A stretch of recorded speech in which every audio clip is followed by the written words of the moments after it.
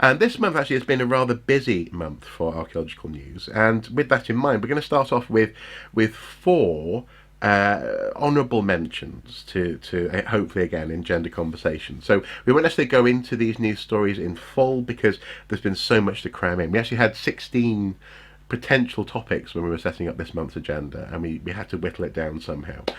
So the four honourable mentions of the month. Take it away, Mr. Brockman. Right, well, the first one is a little bit of bad community relations that's gone on down in Cornwall between English Heritage and Tintagel Parish Council.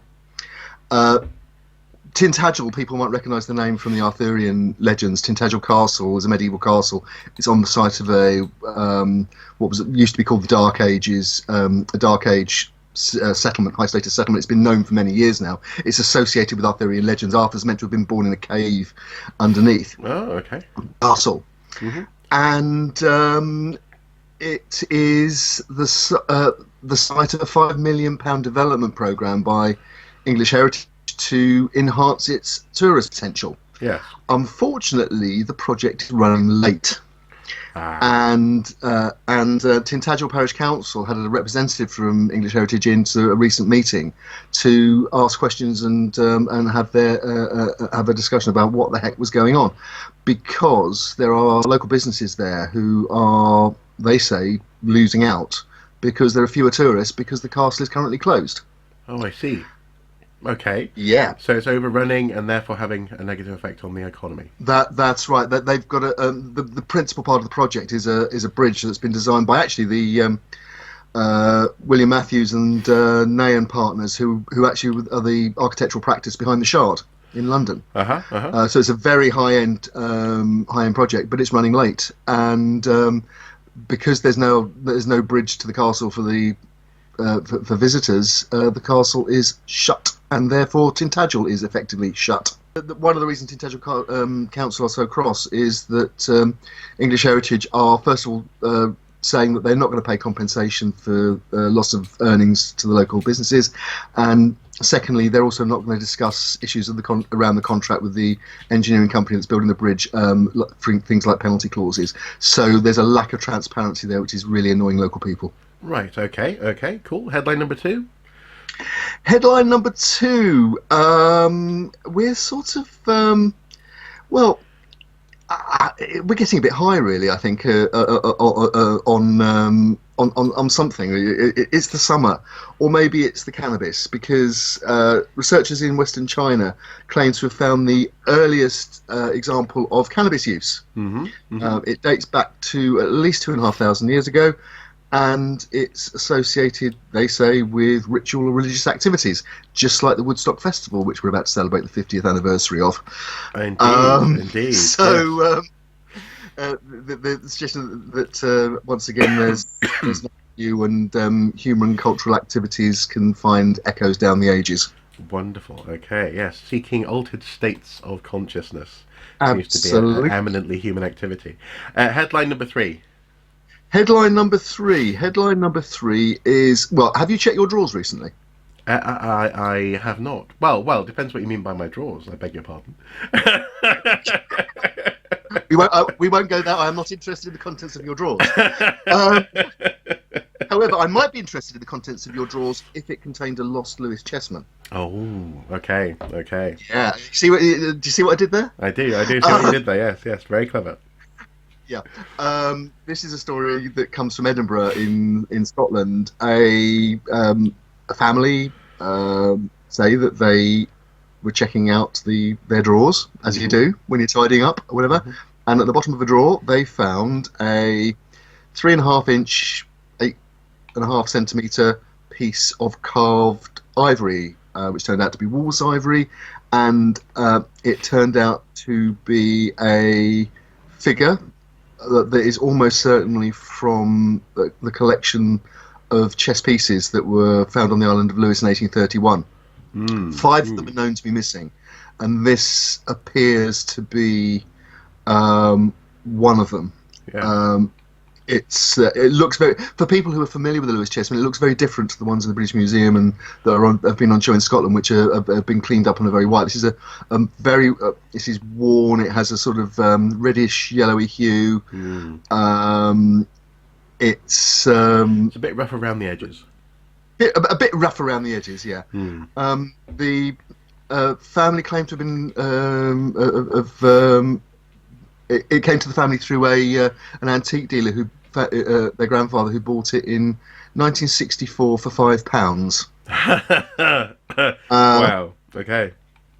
Yes, it's now worth substantially more than that. Well, indeed, I can imagine. It's a real Antiques Roadshow story. I'd also point out, I mean, okay, it's slightly after the classic Viking period, but referencing a recent video that you've done, the character is wearing a helmet, but there aren't any horns.